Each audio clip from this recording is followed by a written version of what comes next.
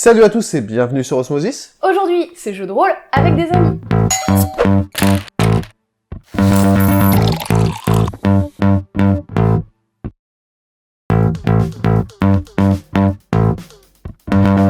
Alors du coup, vous avez jamais joué à Divinity ? Non, c'est la première fois. Vous allez voir, c'est super. Alors juste avant de commencer, je vais poser le pitch de départ histoire de vous mettre dans l'ambiance. Tout commence sur un bateau. Plus précisément, au fond de la cale d'un bateau, où vous vous réveillez encore pantelant sans trop savoir comment vous vous êtes retrouvé dans cette galère. Vêtu de haillons, un collier un peu trop serré autour du cou, vous décidez d'en apprendre un peu plus auprès de votre geôlier de fortune. Ce dernier, ouvertement méprisant, vous informe qu'il a 4 nouvelles pour vous, une bonne et 3 mauvaises. La bonne nouvelle, c'est que vous êtes un ensourceleur, un être capable de manipuler le mystérieux pouvoir qu'est la source pour faire à peu près tout et n'importe quoi, comme balancer des éclairs et des boules de feu, ou transformer simplement votre pote en poulet. La mauvaise nouvelle, c'est que le collier que vous portez vous empêche d'utiliser la source. L'autre mauvaise nouvelle, c'est que les ensourceleurs sont impitoyablement traqués de par le monde car jugés trop dangereux pour le reste de la société. La dernière mauvaise nouvelle, c'est que vous avez été capturé pour être envoyé à Fort-Joie, une sorte de camp de concentration pour ensourceleurs qui dit pas vraiment son nom. Là-bas, ils sont purifiés avec toutes les guillemets qui s'imposent. Alors oui, après un réveil comme ça, on pourrait se dire que sa vie c'est vraiment de la merde et qu'on l'échangerait bien contre celle du roi du Maroc, mais il faut toujours voir le bon côté des choses. Comme par exemple le fait qu'un kraken s'invite dans votre croisière pour mettre un peu l'ambiance en coulant le bateau qui vous transportait. Vous gravissez donc instantanément l'échelle sociale en passant du statut de prisonnier à naufragé. Wouhou! Alors, elle est pas belle la vie ? Non, franchement, elle est pas belle, non? C'est qui a pondu ce scénar? Attends, je regarde. Bah, c'est des Belges. Divinity Original Sin 2 est un jeu de rôle sorti le 14 septembre 2017 uniquement sur PC. En tout cas pour le moment, car il est prévu qu'il sorte un jour sur PS4 et Xbox One. Vous y incarnerez... vous y incarnerez vous, ou plutôt l'avatar que vous aurez préalablement créé afin de parcourir les terres de Rivellon, le monde fantastique où prennent place les événements du jeu et que l'on doit aux Belges de Larian Studio. La boîte fut fondée en 1997 par Sven Vincke, qui, sans surprise, est un gros fan de jeux vidéo et plus particulièrement de CRPG. Le Computer Role Playing Game, c'est un genre amorcé au début des années 80 par Wizardry et la cultissime série Ultima qui prend ses racines dans le jeu de rôle papier et dont découle aujourd'hui tout un tas de sous-genres vidéoludiques. Bref, c'est un peu comme ton arrière-grand-père quoi. Ce fut plus particulièrement Ultima 7 qui poussa Sven à faire carrière dans le jeu vidéo en montant le studio Larian, dont le nom vient de son chien adoré nommé La. Et en développant son premier jeu vidéo qui fut tout naturellement un RTS nommé Led Wars. Explication. Le vrai premier jeu sur lequel Larian planchait fut The Lady, the Mage and the Knight, un RPG avec plein de quêtes de pouvoir, le tout dans un monde énorme avec une histoire de ouf. Sur le papier en tout cas. Car le jeu était un peu trop ambitieux pour les moyens du studio. Comme il fallait faire rentrer de l'argent, que le RTS avait le vent en poupe et que, pour citer Sven, y a rien derrière comme code, ils ont pondu Led Wars en à peine 4 mois en bossant en parallèle sur LMK. Ouais, c'était des brutes de ouf les mecs. La sortie du jeu en 1997 a permis au studio de gagner à la fois en crédibilité et en ressources, leur permettant de décrocher un contrat collaboratif avec Attic Entertainment pour le développement de LMK. Mais malheureusement, cette boîte providentielle a mis la clé sous la porte en cours de route et LMK fut officiellement annulé en 1999. Pour autant, le Sven ne baissa pas les bras. Avec l'expérience engrangée, il passa quelques levels, distribua ses points de compétences et embraya immédiatement sur leur prochain projet. Il s'agissait toujours d'un RPG, mais il mutera en cours de route en un hack and slash parce que... ce nouveau projet deviendra le premier titre de la future série phare du studio, Divine Divinity. Ah et lui du coup il a bien marché? Ah bah il a même cartonné en fait.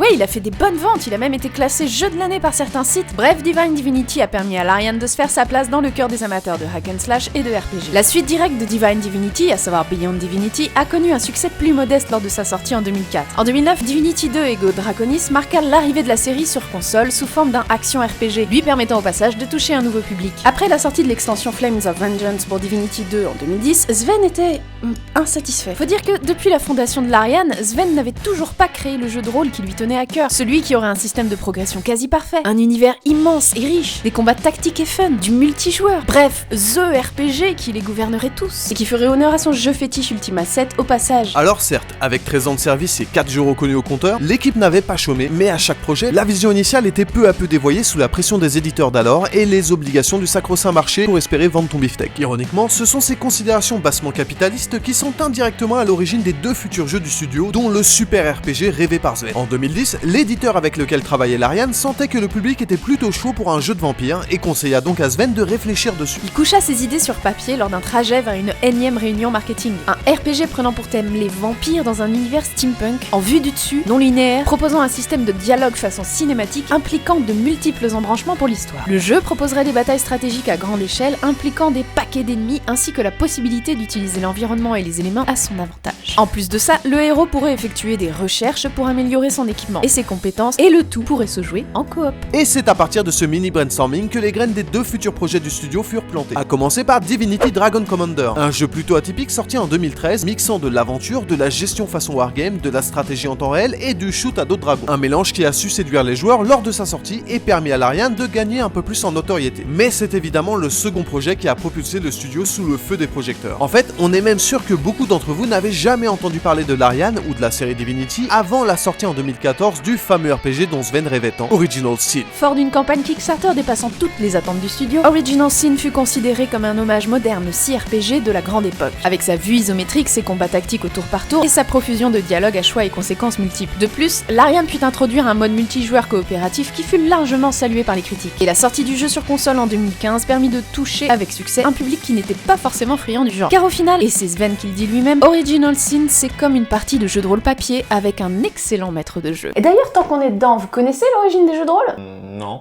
Non, attends. Parce que je les connais les deux là, hein. C'est une question piège. Si tu les lances là-dessus, ils vont te tartiner le cerveau pendant 2 heures avec leur pause culturelle à la con là. Bon, à la base, c'était pas vraiment prévu, mais puisque vous insistez... Non, mais attendez, on veut jouer là. Ok, on va commencer à jouer.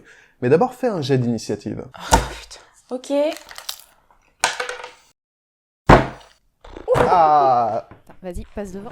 Alors, l'invention des jeux de rôle implique énormément d'éléments et de rencontres. Du coup, ça va être un petit peu dense et il va falloir vous accrocher. Ça va sembler difficile à croire, mais l'ancêtre le plus connu des jeux de rôle date du 6e siècle, et vous y avez tous probablement joué un jour. Il s'agit bien entendu de Chaturanga. Mais si tu connais, c'est juste les échecs. En effet, il s'agit d'un jeu de simulation stratégique avec plusieurs factions agissant différemment, et est considéré aujourd'hui comme l'ancêtre des wargames. Ce type de jeu connaît un succès assez ouf, accompagné d'une industrialisation massive au milieu du 20e siècle, notamment grâce aux jeux Tactics. Et dans les années 50 émerge une tendance imprévue qui sera le dernier ingrédient nécessaire à l'invention des JDR, les mondes de fantasy. Et c'est à cette période qu'est né Gary Gygax. Enfant, il jouait beaucoup aux échecs avec son papy, mais façon hardcore. Hein. Genre, il devait recommencer les parties jusqu'à ce que ses coups soient parfaits. Mais bref, en 1961, il découvre le jeu Siege of Bodenberg, et ça lui plaît, mais genre beaucoup. Il faut dire que c'est un des rares jeux de figurines se déroulant au Moyen-Âge. À partir de là, il devient un mordu du genre et réalise ses premières publications et adaptations. Il crée même un club de jeux de figurines avec quelques potes et publie régulièrement des règles, ce qui était plutôt commun dans les fanzines de l'époque. Quelques temps après, Gygax rencontra Don Laurie qui était en train de monter sa propre boîte d'édition de jeux, Gaidon Games.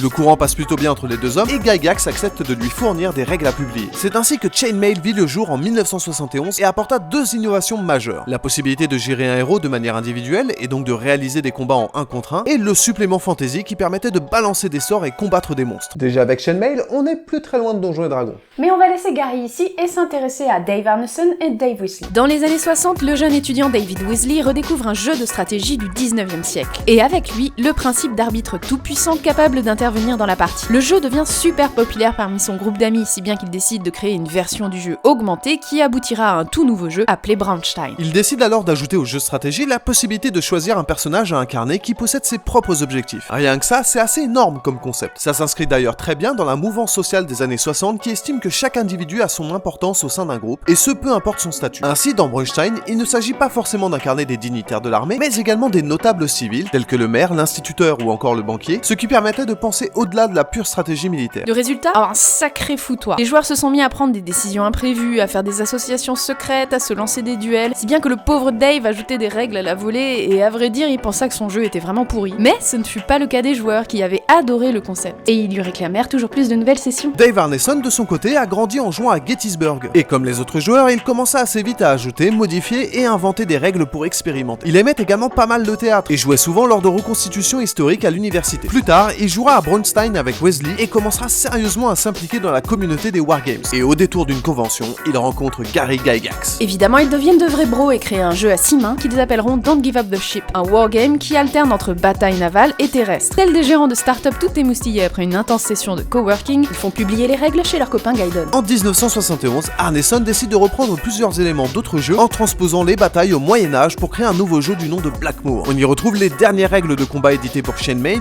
mais également un système de personnages individuels à jouer de Braunstein. Et contrairement à Braunstein, les parties sont des campagnes divisées par épisode. Et entre chaque campagne, les personnages gagnent de l'expérience. Bah du coup, on a un maître de jeu, on a un scénario divisé en plusieurs parties, on a des personnages incarnés qui gagnent en plus de l'expérience.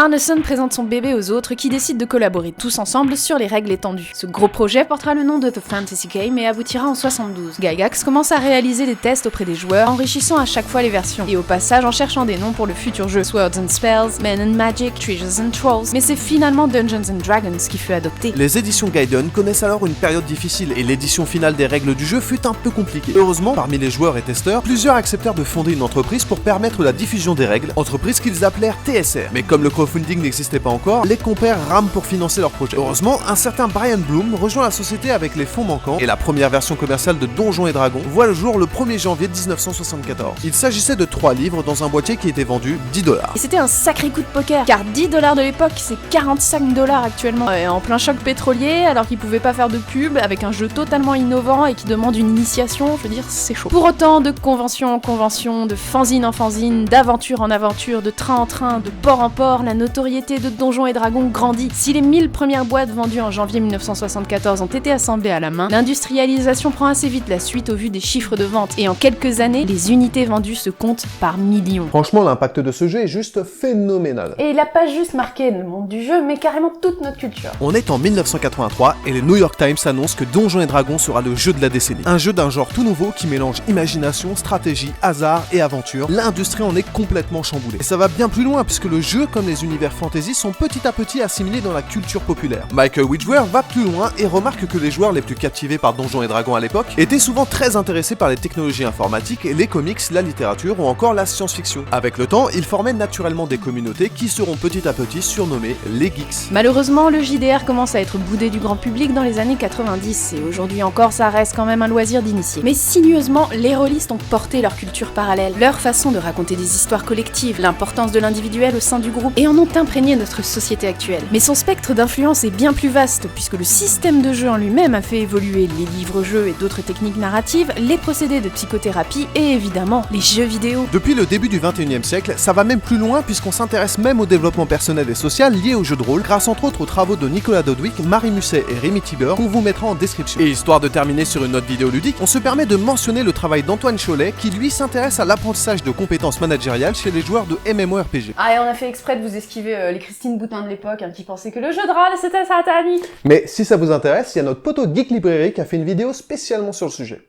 Et voilà. C'est bon, on peut y aller là ? L'histoire d'Original Sin 2 se déroule quelques siècles après les événements du premier opus. La source est toujours présente en Rivellon, mais un mal mystérieux la ronge de l'intérieur, si bien que lorsqu'un ensorceleur tente de puiser dans ses pouvoirs, des bestioles de cauchemar s'invitent à la fête. Bon, forcément les moldus font un peu la gueule, l'utilisation de la source devient interdite, et une milice nommée Magister est formée afin de traquer et pacifier tous les ensorceleurs récalcitrants. Évidemment, vous faites partie du lot, et votre premier objectif sera de vous échapper de la prison où les Magisters vous ont enfermé. Le reste, on vous laisse le découvrir en jeu, mais sachez que l'aventure qui vous attend collectionnera les superlatifs sur à peu près tous ces aspects, la narration en tête. Si la qualité d'écriture est au rendez-vous, c'est avant tout dans la liberté offerte aux joueurs que Divinity impressionne. L'histoire s'adaptant constamment à vos choix passés et futurs, à vos approches, vos actions et plus généralement à votre style de jeu. Que vous soyez plus porté sur le bourre-pif que la négoce, que vous misiez sur la discrétion et non l'approche directe, que vous incarniez un parangon de vertu ou un immonde salopard, le monde et les personnages de Rivellon réagiront de façon organique. Et là où la plupart des jeux vous pousseront à suivre une certaine ligne narrative et morale, ce Divinity aura tendance à récompenser vos initiatives, quelles qu'elles soient, vous laissant véritablement maître de votre destinée. Alors attention, ça veut pas dire que vous pourrez profiter de tout ce que le jeu a à offrir, tout du moins en une seule partie. Vos choix et vos actions auront des conséquences à différents degrés. Rater une tentative de persuasion peut vous bloquer l'accès à un lieu donné pour toujours. Refaire le portrait à un personnage qui vous revient pas, et c'est potentiellement toute une suite de quêtes qui passera à la trappe. Pour autant, le jeu vous offrira toujours un moyen de progresser dans l'histoire d'une manière ou d'une autre. La trame principale joue à merveille son rôle de support pour écrire librement votre propre récit. Et mine de rien, en termes de construction narrative, c'est super balèze. Ok, super, ça a l'air vachement cool, mais du coup ça se joue comment ? Bah, t'es venu ici sans lire les règles ?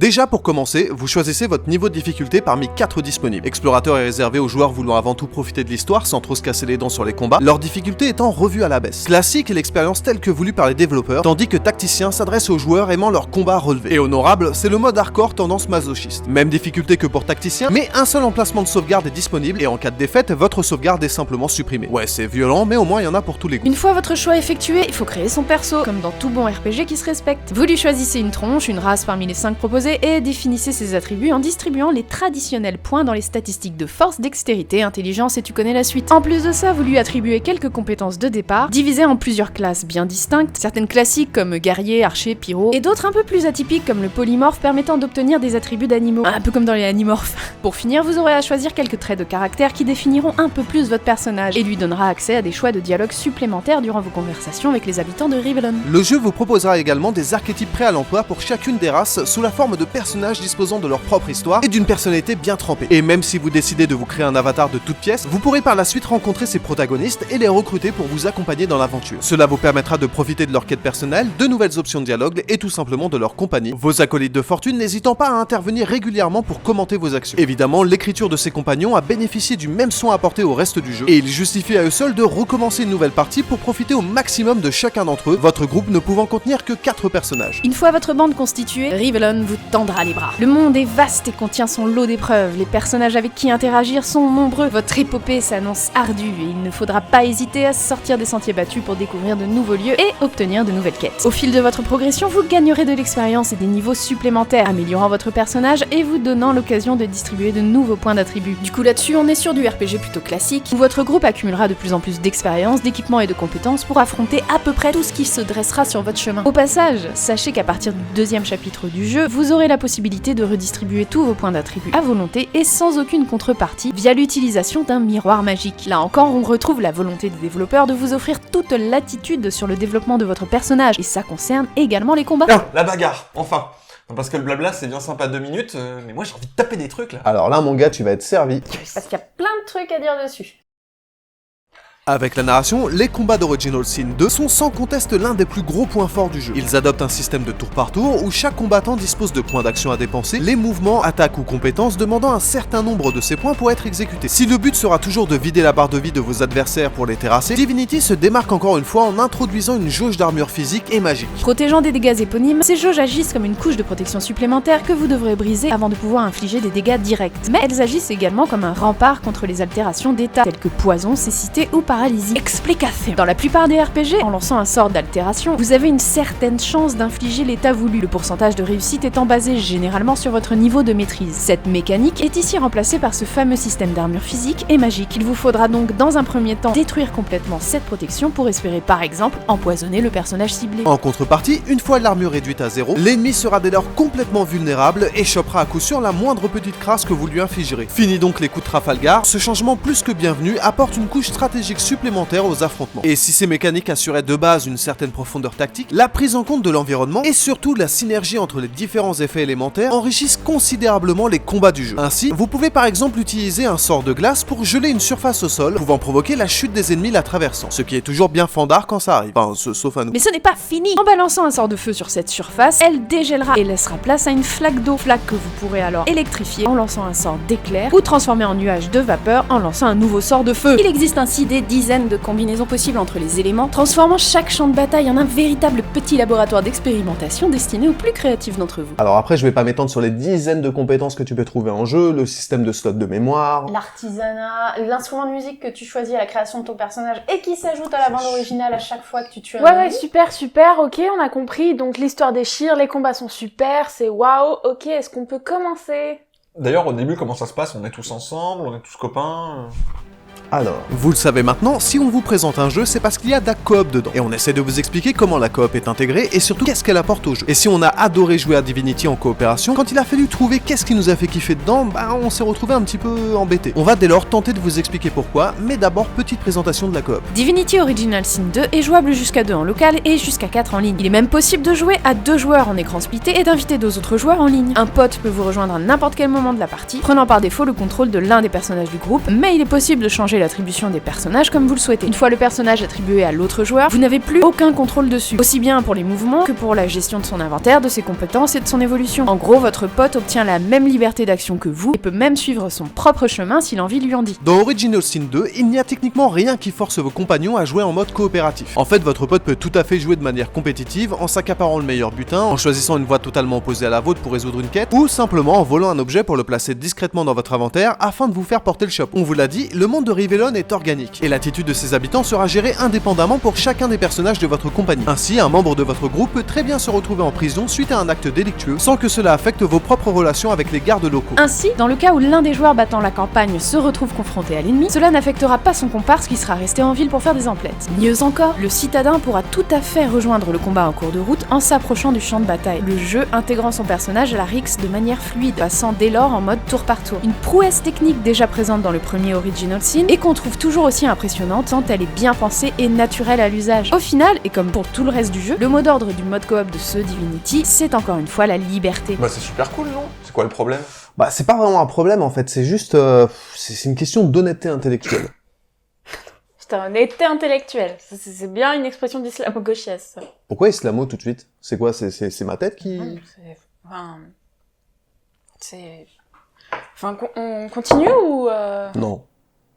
Bon, allez. Même si on l'a jamais défini de manière formelle, ce qui fait à nos yeux la qualité de la coop dans un titre tient à la fois dans les mécaniques de gameplay qui lui sont propres et dans l'adaptation du game design afin d'avoir une expérience globale qui intègre et exploite intelligemment ces nouvelles mécaniques ou qui prend simplement en compte l'utilisation par au moins 2 joueurs en simultané de mécaniques déjà existantes. Ouais, c'est un peu indigeste dit comme ça. Pour illustrer notre propos avec un exemple concret, on vous invite à regarder notre vidéo sur Shift Happens où l'on parle du syndrome du tour par tour. Or, le problème avec Original Sin 2, c'est qu'il n'y a au final pas vraiment de spécificité propre à la coop, et quasiment tout ce que vous pouvez faire avec un autre joueur peut être fait à l'identique en solo, que ce soit au niveau de la progression dans l'histoire, du développement des personnages, et plus généralement des interactions avec le monde de Rivellon. Même constat sur la partie combat, dont la gestion ne diffère finalement pas entre le mode solo et le mode coop. Pire encore, le fait que les joueurs peuvent entrer en totale compétition les uns contre les autres si ça leur chante, peut se montrer contre-intuitif dans un jeu qui se veut axé sur la coopération. Du coup, on ne pouvait pas conclure avec un simple Original Sin 2 c'est un excellent jeu coop bouffésant, alors qu'il n'entrait pas dans le cadre de la bonne coop qu'on avait nous-mêmes définie, et ce même si on a énormément apprécié parcourir le jeu ensemble. Mais en y réfléchissant, on s'est rendu compte d'une chose, on se fourvoyait depuis le début sur ce qu'était vraiment le jeu. Car Original Sin 2, c'est pas un jeu coop, c'est un jeu où vous êtes libre de faire de la coop. Et cette subtilité change tout, car on réalise alors que le jeu n'a pas été pensé pour être joué spécifiquement en coop, le jeu a été pensé pour être joué de la manière qui vous plaît, en vous laissant constamment libre de faire les choses comme bon vous semble. Le parallèle avec une partie de jeu de rôle papier devient dès lors encore plus évident. Et tel un excellent maître de jeu, Original Sin 2 s'adaptera constamment à vous, à vos choix, à vos actes, le tout afin de vous faire simplement progresser dans son scénario en respectant votre style de jeu. Alors ok, cela ne change rien au constat sur les mécaniques de jeu, ou plutôt l'absence de mécanique propre à la coop. Oui, il vous sera toujours possible de jouer les uns contre les autres, et donc vous pourrir mutuellement votre partie. Mais si vous souhaitez vous embarquer dans Rivellon avec un ou plusieurs potes, dans l'optique de parcourir ce monde fantastique en coopération, vous trouverez dans Original Sin 2 un jeu qui a parfaitement intégré cette possibilité, et à travers lequel vous vivrez l'une des meilleures aventures collaboratives de votre vie de gamer. Et donc forcément pour nous, c'est un gros oui. Et voilà. Vous avez fini? Ouais. Vous avez tout dit là? Ouais, tout à fait. Donc on peut commencer à jouer? Ouais. Par contre, j'ai juste un petit souci avec ta fiche de perso, il y a... t'as mis... Ah non, là, stop. Juste, ça fait 2 heures qu'on attend pour jouer en vous écoutant parler. Donc nous, on a juste autre chose à foutre. Il y en a vraiment super marre. Donc là, on se casse. Hein? Voilà. Mais on avait fini là? Revenez, on allait justement commencer. Bon n'hésitez pas à commenter hein. Si vous avez un pouce bleu, vous pouvez le laisser là. Et puis si ça vous a plu, vous pouvez partager hein. Sinon, on se retrouve sur les réseaux sociaux. Et puis on a un Tipeee. C'est pour les chips. Bon, à la prochaine. Salut.